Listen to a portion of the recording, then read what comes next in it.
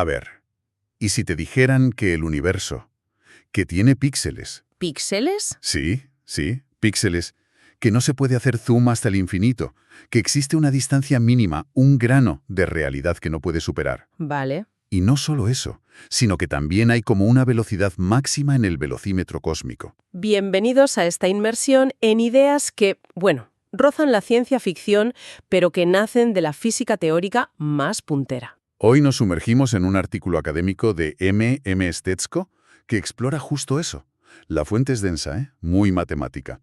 Pero la idea central es... Fascinante. ¿Y qué vamos a analizar? Pues vamos a coger un viejo conocido de la física, el oscilador de Dirac, y lo vamos a someter a unas reglas cuánticas totalmente nuevas, deformadas. La misión entonces es desentrañar qué pasa cuando tocas los cimientos de la física, ¿no?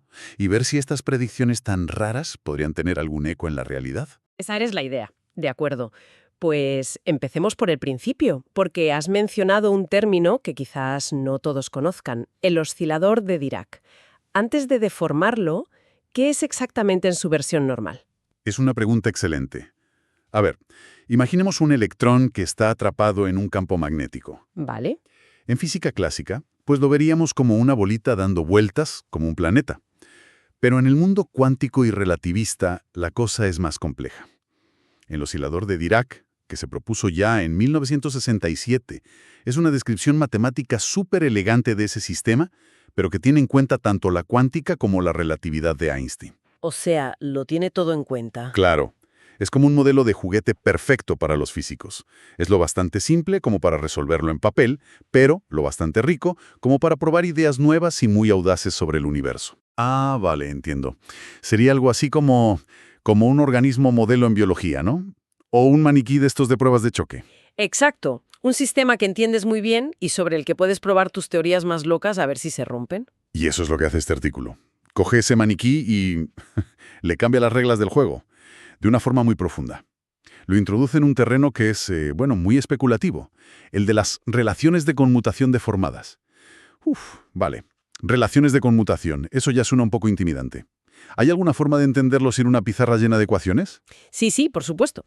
En la mecánica cuántica del libro hay una relación clave entre saber dónde está una partícula, su posición, y saber hacia dónde va, o sea, su momento. El principio de incertidumbre de Heisenberg. El mismo. Cuanto más sabes una cosa, menos sabes la otra. Esa relación es simple, es directa, y a eso se le llama relación de conmutación. En cierto modo, te dice que el orden de las operaciones importa, ¿sabes? No es lo mismo ponerte los calcetines y luego los zapatos que al revés. Una analogía que se entiende perfectamente. ¿Y qué hace este artículo? ¿Invierte el orden? No exactamente. Lo que hace es romper la simplicidad de esa regla.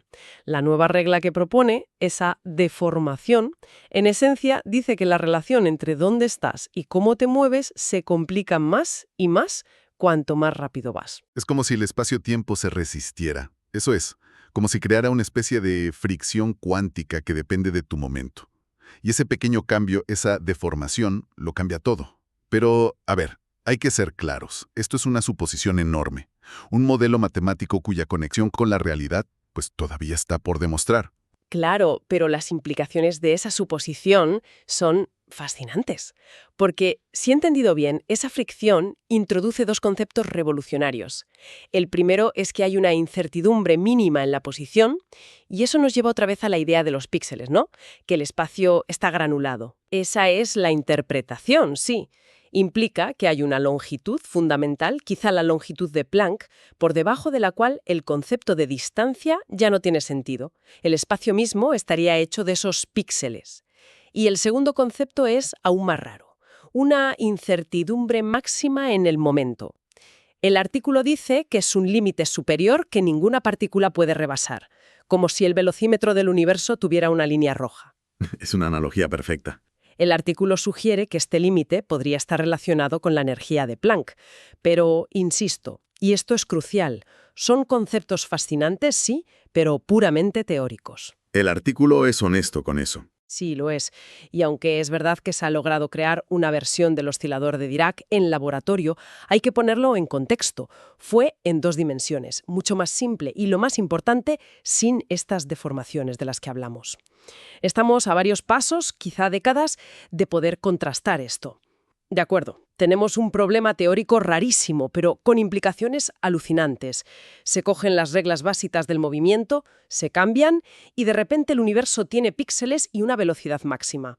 La pregunta es obvia: ¿cómo demonios se resuelve algo así? Pues con herramientas muy poco convencionales. Los métodos de libro de texto aquí se atascarían. El autor usa una herramienta matemática potentísima y, bueno, bastante esotérica: la mecánica cuántica supersimétrica, o SUSY-QM. Espera. Supersimetría. Me suena a esa teoría que busca partículas compañeras para las que ya conocemos, pero ¿se usa como herramienta de cálculo? Es que tiene dos caras. Por un lado, es esa gran teoría que mencionas, pero por otro, es un conjunto de técnicas matemáticas para resolver ecuaciones cuánticas muy difíciles. En vez de atacar la ecuación de frente, la SUSY-QM busca una simetría oculta en el problema. ¿Y una vez la encuentras? Puedes construir un sistema de lo que se llaman operadores escalera. En el artículo son B+ y B-. Operadores escalera. Como una escalera de verdad, literal. Pues sí, la metáfora es bastante buena, la verdad. Imagina que los niveles de energía permitidos son los peldaños de una escalera. El operador B- te permite bajar un peldaño, al estado de energía inferior, y el B+ te permite subir uno. Ah, qué bueno. Si encuentras el peldaño más bajo, el estado fundamental, pues ya puedes usar el operador de subida una y otra vez para construir toda la escalera, todo el espectro de energía, peldaño a peldaño. Es una demostración de ingenio matemático. Suena casi como un truco de magia, ¿no? Demasiado bueno para ser verdad. Bueno, como toda magia, tiene un precio. Y en este caso es la complejidad. Esa elegancia de la SUSY-QM esconde un monstruo matemático debajo. Me lo imagino. Para que estos operadores funcionen en este universo deformado, hay que calcular unos parámetros, los x y k, con unas ecuaciones que son de todo menos intuitivas. Y la fórmula final para la energía, la ecuación 17 del artículo, es extremadamente enrevesada. Es un galimatías de términos. ¿Entonces corremos el riesgo de perdernos? ¿No estaremos perdiendo el bosque de la física por culpa de los árboles matemáticos? ¿Qué intuición sacamos de algo tan barroco? Esa es la crítica principal que se le puede hacer. Sin embargo, hay que admitir que de toda esa complejidad sale un resultado clave, que es una auténtica revelación. A ver. A diferencia del oscilador cuántico normal, cuyos niveles de energía, sus peldaños, pueden seguir subiendo hasta el infinito, este modelo tiene un límite superior. El techo. El momento máximo del que hablábamos antes. Eso actúa como un tope de energía. Exactamente. La escalera tiene un último peldaño, y esto significa que el sistema solo puede tener un número finito de estados de energía. Qué curioso. Es una consecuencia directa y profunda de esa deformación. El universo, bajo estas reglas, tiene un número limitado de notas que puede tocar. Y debo admitir que, a pesar de mis reparos con la complejidad, esa es una conclusión elegantísima. La física odia a los infinitos, y esta deformación, por artificial que parezca, los elimina de raíz. Me parece una idea preciosa. Un universo con límites, finito. Pero por tu tono, presiento que hay un pero a la vuelta de la esquina. Lo hay, y es uno muy grande. Porque el análisis revela algo todavía más extraño que el artículo no puede ignorar. Y aquí la trama se complica de verdad. El modelo no predice una única escalera de energía. ¿Cómo? Predice 2. Un momento. ¿Me estás diciendo que las matemáticas dan dos respuestas completamente diferentes para la misma pregunta? ¿Cómo es posible? Yo pensaba que en física había una sola respuesta correcta. En el mundo real, sí. Pero en el mundo de las ecuaciones es muy común encontrar múltiples soluciones. La física entonces actúa como un filtro. Nos dice cuál de esas soluciones puede corresponderse con la realidad y cuáles son solo, fantasmas matemáticos. Y aquí tenemos un caso de libro. De acuerdo. Pues analicemos esas dos ramas, esas dos escaleras, porque me parece un punto crucial. Empecemos por la primera, la que el artículo llama la rama con energía de estado fundamental 0. Esta es la rama que se porta bien. La describe la ecuación 17, con toda su complejidad. Y tiene una propiedad fundamental, una comprobación de seguridad, que le da credibilidad. ¿Cuál?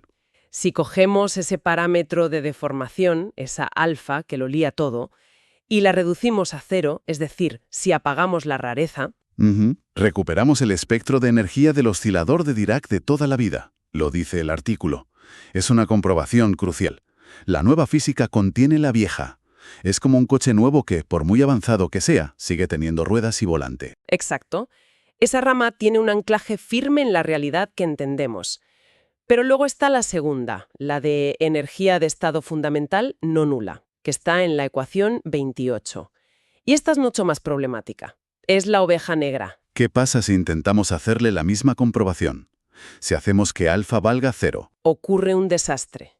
El espectro se vuelve no acotado inferiormente. Eso suena fatal, ¿no? Es que lo es. Para entenderlo, imagina una pelota en una colina. Puede rodar hacia abajo, liberar energía, pero se para en el fondo del valle.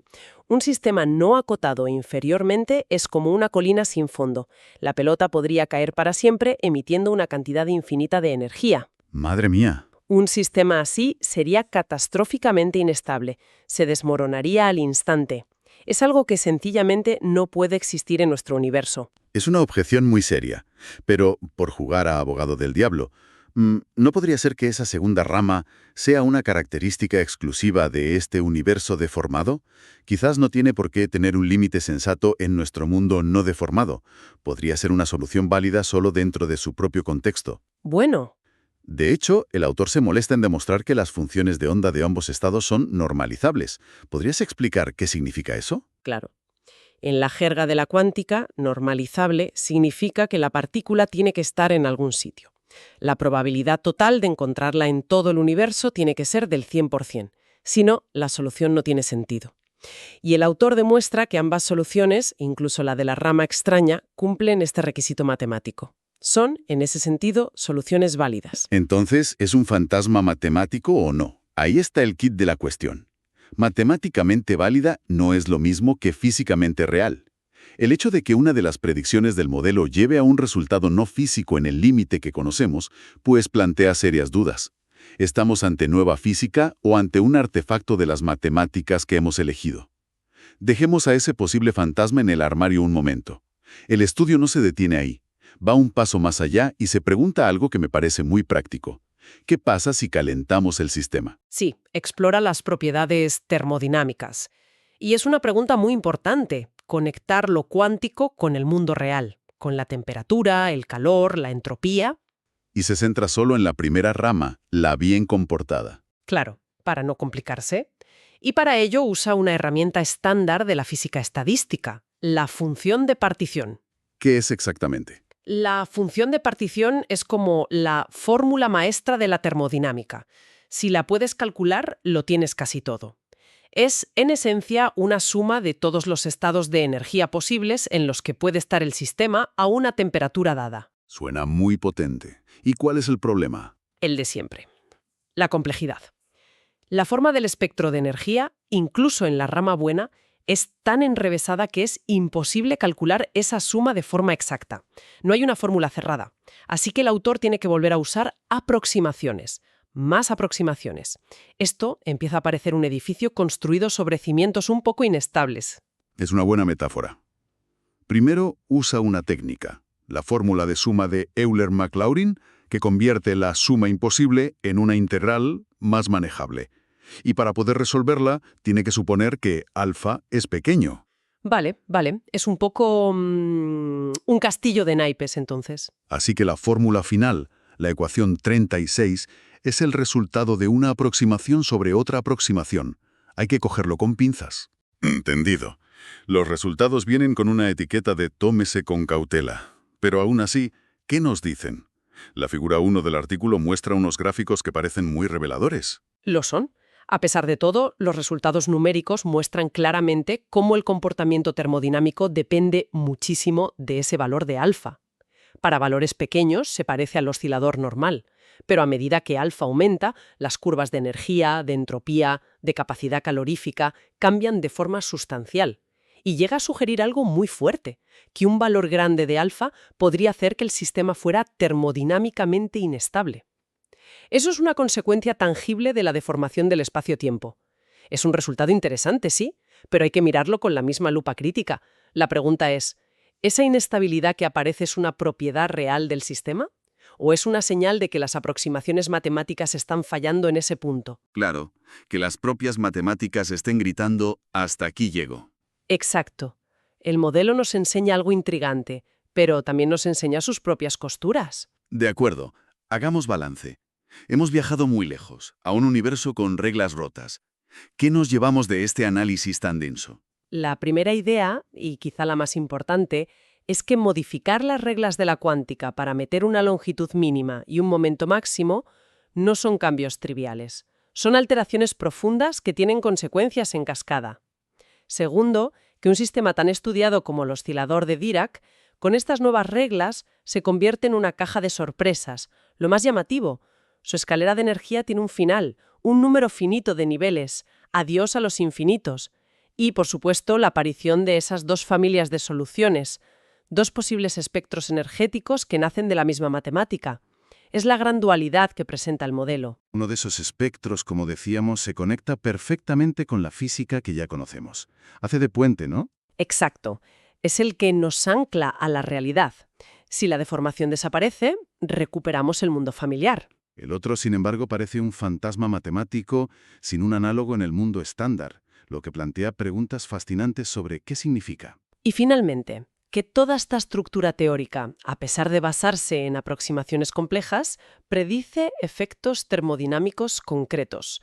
Ese parámetro alfa no es solo un número. Su valor determina si el sistema es estable o no, al menos dentro del modelo. Para terminar, como siempre, dejamos una idea en el aire. El artículo se centra en un sistema muy simple, un solo oscilador. Pero si estas reglas, esta longitud mínima y este momento máximo fueran de verdad características de nuestro universo, ¿qué implicaciones tendrían para los agujeros negros o el propio Big Bang? Y lanzo otra pregunta, conectando con el misterio que hemos dejado abierto.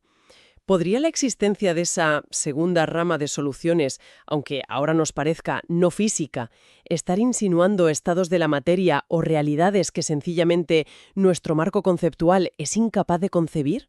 Quizás no es un error de las matemáticas, sino una puerta a algo que aún no entendemos. Gracias por acompañarnos en este viaje a las fronteras de la física teórica. Hasta la próxima.